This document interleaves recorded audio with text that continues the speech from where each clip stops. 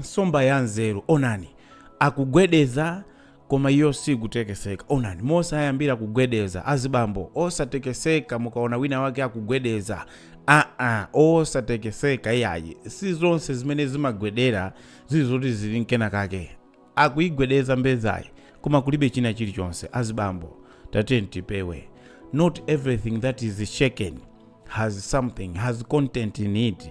Nsomba yaona kuti iyayi gwedezani koma not today, maybe next time. So yeah, Azibambo tisamatengeke kuti ali wina wake akuigwedeza basi ife nkutengeka ife kubalalika. No, sizonse zimene zimagwedezedwa zili ndi phindu.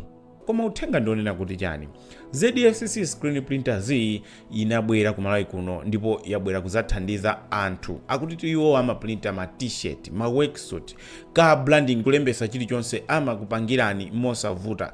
Kodi phone yanu screen protector ikusowa, iwo amakudulirani screen protector ya size yamene phone yanuyo ilili. Iwo watu ali kumangochi Mpondas Market ndipo amathandiza apena paliponse malawi muno. Ndi nkhani yongolumikizana kuti kodi mukupezekera kuti muthandizana motani.